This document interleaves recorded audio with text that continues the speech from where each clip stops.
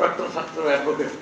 তো যাই হোক, তো যে মানসিক চেঞ্জ, চিন্তা চেতনার চেঞ্জ, এই র্যালি আমাদেরকে ওই কোরআনের হুকুম কায়েম হলেও র্যালি লাগবে।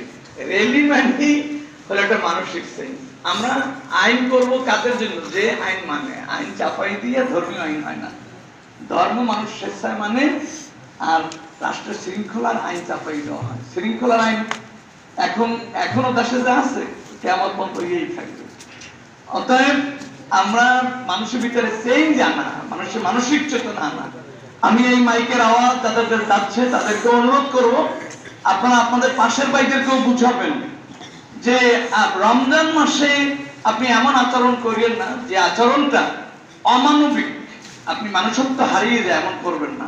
এখন বক্তব্য রাখবে জালকাঠি বিএনপির জেলা বিএনপির সভাপতি অ্যাডভোকেট সৈয়দ হোসেন সাহেব। অনেক ব্যস্ততা, তারপরও সবাই আগে আসছে, এবং যেহেতু পার্টি বড় পার্টি, সবাই শাসন আদালত তো আমার মফল থাকে না, সুতরাং তাকে শাসিয়ে দেওয়া। বিসমিল্লাহির রহমানির রহিম। আজকের এই রমজানের পবিত্রতা রক্ষার জন্য মাননীয় সভাপতি উপস্থিত, আমাদের অত্যন্ত শ্রদ্ধাভাজন মরহুম কাচ্চা হুজুরের প্রতিষ্ঠিত সেই মাদ্রাসার সকল শিক্ষকবৃন্দ, উপস্থিত রাজনৈতিক দলের নেতৃবৃন্দ, সাংবাদিকবৃন্দ, উপস্থিত সেই মাদ্রাসার ছাত্রবৃন্দ, আসসালামু আলাইকুম। আপনারা প্রতি বছরই আমরা রাস্তায় মিছিল করি রমজানের পবিত্রতার জন্য, এটা অবশ্যই চলমান রাখতে হবে। সাথে সাথে আমি আমাদের মরহুম হুজুর কাচ্চা হুজুরের সুযোগ্য পুত্র জনাব খলিল রহমান সাহেবের কাছে আমি একটা প্রস্তাব রাখতে চাই।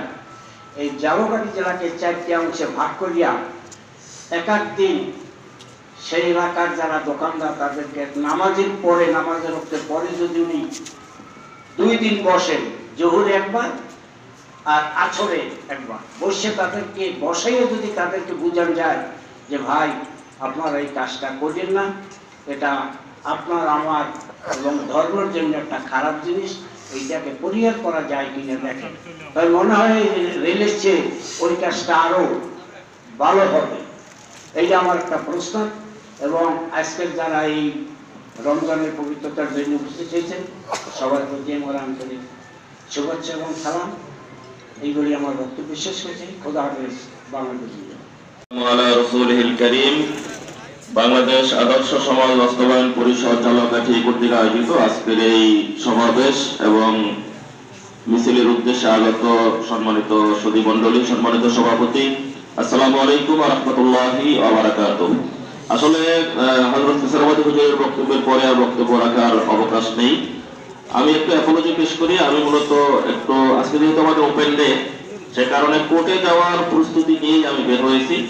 আর অ্যাপোলজি হচ্ছে আসলে শেষ পর্যন্ত আপনাদের সাথে থাকাটা কঠিন হবে। এই যে সমাবেশটা হলো, অনেকে অনেক গুরুত্বপূর্ণ বক্তব্য রেখেছেন। এই সমাবেশটা যদি ঘরোয়া পরিবেশে না হয়ে রাস্তায় হতো তাহলে এই বক্তব্যগুলো সাধারণ মানুষ শুনতে পারত, এবং সেক্ষেত্রে আমরা মনে করি যে সাধারণ মানুষের মধ্যে তাদের একটা মেন্টাল পরিবর্তনে আজকের এই আলোচনাগুলো উপকার বয়ে আনত। কারণ আমাদের মেন্টাল পরিবর্তন একটু বুঝতে শিখেছি, সেই থেকে রমজানের পবিত্রতা রক্ষার জন্য মিছিল হয় নাই এমন কোনো বছর কি গেছে আপনারা দেখছেন? তো এই মিছিল করতেই থাকতে হবে, তাও ঠিক। আমার মানুষের মেন্টাল পরিবর্তনের জন্য আমাদেরকে চেষ্টা করতে হবে। আল্লাহ রাব্বুল আলামিন আমাদেরকে যথার্থ উপায়ে মানুষের মন মানসিকতার এরপরে বাড়িয়ে বলার তেমন কিছু নেই, এবং শ্রদ্ধেয় নেতৃবৃন্দ আছেন, সেই নেতৃবৃন্দের বক্তব্য সংক্ষেপে আমরা শুনবো এবং আমরা এগিয়ে যাব। আমরা প্রতি বছরই বিভিন্ন কমিটির মাধ্যমে কাজগুলো করে থাকি। আগামীতেও এই কাজগুলো আমরা সুন্দর ও সুষ্ঠুভাবে মাহে রমজানের পবিত্রতা করে সকলকে শ্রদ্ধা ও সালাম জানিয়ে আমার বক্তব্য শেষ করছি। ধন্যবাদ সকলকে। ধন্যবাদ। এখন জেলা বিসমিল্লাহির রহমানির রহিম। আজকে সভা সম্মানিত সভাপতি, উপস্থিত বিভিন্ন রাজনৈতিক নেতৃবৃন্দ, সাংবাদিকবৃন্দ, বীর মুক্তিযোদ্ধাবৃন্দ এবং আমার সামনে উপস্থিত সর্বস্তরের জনতা, আসসালামু আলাইকুম ওয়া রাহমাতুল্লাহি ওয়া বারাকাতুহু।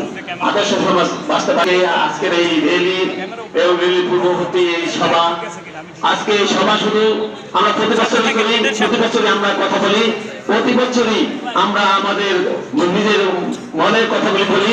শুধু এই দিনই বলি, আমরা মুসলমান, আমাদের মুসলমান অন্য ধর্মাবলম্বীরা আমাদের মুসলমান ধর্মের আমাদের এই সিয়াম সাধনকে যেভাবে শ্রদ্ধা করে, আমরা নিজেরা মুসলমানেরা কিনা সেটা করি না। আমরা মুসলমান সত্যিকারের যদি সে কখনো তার হোটেল রেস্তোরাঁ খুলে রেখে রাখতে পারে না। তার রিজিকের মালিক তো আল্লাহ, তার রিজিকের মালিক যখন আল্লাহ, তখন তার খোলা রাখিয়া আল্লাহ বলতে দিন না, সাদা বলতে দিয়ে এই কাজটা করেন, তাইলে আল্লাহ আপনাদেরকে বহু সহজভাবে আপনাদের হেদায়েত দিবে।